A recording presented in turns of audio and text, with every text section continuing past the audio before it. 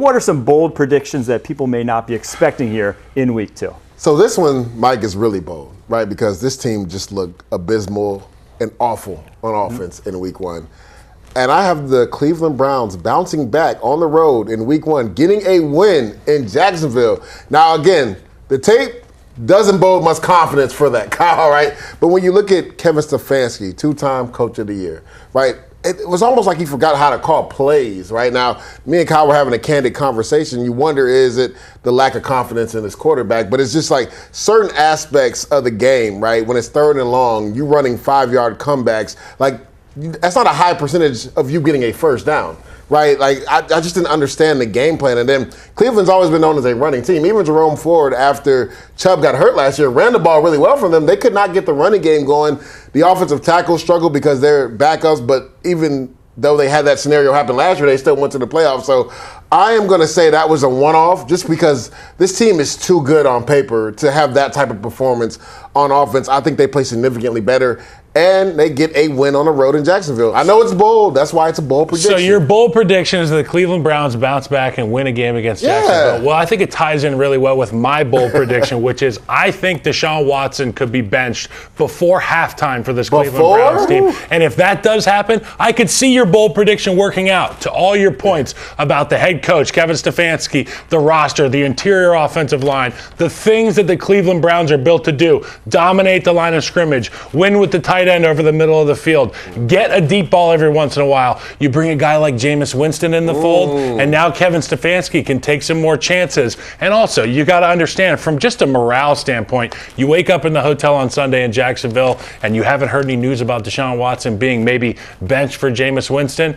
I don't feel too great. If I wake up, I hear it's Jameis, I'm hitting the O-line text and I'm saying, we got a shot today, boys. Let's take this thing, put it on our shoulders, and get the win. But that's not what I see happening. I do not see them winning the football game unless they make a change at the quarterback position. Well, if Deshaun is benched by halftime, that would mean a half of Jameis Winston, and I do think they have a better shot to win with him. A flat-out do, and I do think that's the biggest thing with the Browns going forward is do they have the gall, to this front office that made this big play with all the picks they gave up, with the contract they gave him that's guaranteed, that they flat-out cannot get out from under with how much money they gave him for the next 2 seasons. He is going to be there regardless. Do you have the cojones to say, Jameis Winston gives us a better chance to win right now? Because flat out, I think he does. There's going to be a mutiny in that locker room if Deshaun Watson There's going to be a mutiny. They're going to riot. They're going to have the pitchforks and the torches outside of Kevin Stefanski's offense. And they say, guys, why did we work so hard all spring? Why were we there in training camp every single day, bashing each other's heads in at the line of scrimmage? We need to have a chance to win. We have a roster that's good enough to win. The quarterback is the main indicator for success in the National Football League. The quarterback on the screen right there, Deshaun Watson, he has been less than good enough, and I think they need to make a change. I will say this, though. We always tend to overreact after 1 week. Now, again, it did not look good at all by any measure by Deshaun Watson or the offense, period. It wasn't just him. The whole offense was awful last week.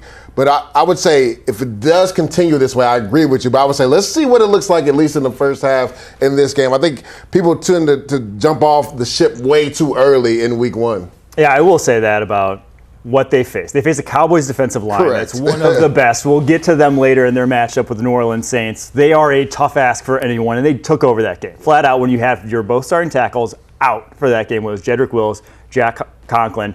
Could both be out this week, too, which obviously won't bode well against the Jaguars in that bold prediction. But that was a big part of it. But also, Deshaun was not accurate. You know, a lot of things like he did in his prime, he does not do right now, flat out. So it's difficult to see. Body language, too, Mike. Body language is so it wasn't big. Good. You can tell a teammate, if I go to the sideline after a drive, I don't know how my left tackle played, but if I sit next to him, I can tell by the vibe how he played. I don't even have to ask him. Deshaun's vibes are down. He doesn't seem confident at all. That's a problem because that trickles down to all the other position groups. Our leader isn't feeling so hot right now. Well, get a guy in there with Jameis. Maybe you go eat a W down there in Jacksonville. He's going to get everybody up he for said, sure. If you strong, I'm strong. So we strong, okay? That's Jameis Winston. He can get you up for a game, give you that morale boost.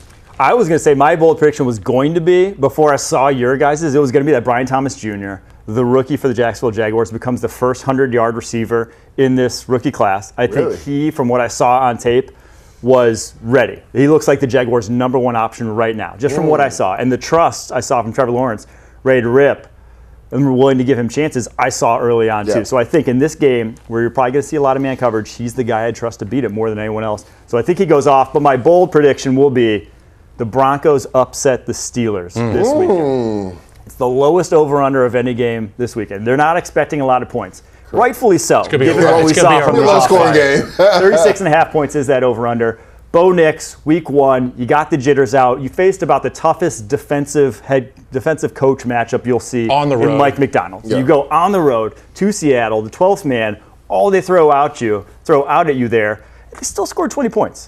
So I do think whatever the Steelers have, and they have a great defense as well, it's still going to be a little bit easier. So you still see maybe a little bit more comfortable Bo Nix.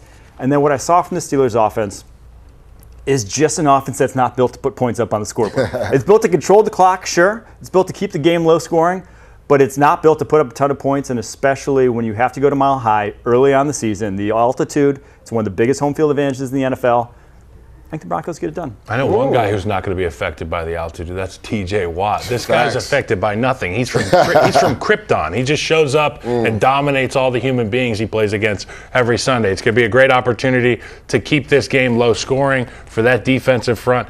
And obviously for Justin Fields, we want to see an offensive game plan that's tailored towards his strengths. When I watched him in Chicago, the highlights were as high as any of I've seen, but the lowlights were just as low. Find a way to incorporate the things that Justin Fields does well. Let him get on the edge. He's a freak show in the same light that Anthony Richardson, Josh Allen, these types of guys. He's a physical mismatch. You have to use it to your advantage. I think the big question with Bo Nix, right? Can he not make those rookie mistakes like he made last week in Seattle? Some of the throws that he shouldn't have made. The one in the red zone, and you have to understand this, and you know this, Mike. As a quarterback, you're already getting 3 right here, right? So you can't take points off the board by making throws that you shouldn't make in the red zone. That one with Julian Love, he was late to it, got the interception, and also the one with Tyreek Woolen, right? Late to the sideline. You can't be late as a quarterback in the NFL, and you'll learn that as a rookie, right? The speed is a lot different than college. Throws you could get away with in college, you cannot do that in the NFL. So it'll be interesting to see his maturation, to see what he learned from week 1 to week 2. They always say a team, Kyle, that's the biggest growth is between week 1 and week 2. We'll see what Bo Nix does against that very stingy Steelers defense. Yeah, he had some of the Auburn decisions. Correct. I taped there, right? Let's see if he can get through 17 games and start making some of those Oregon decisions For sure. by the end of the season.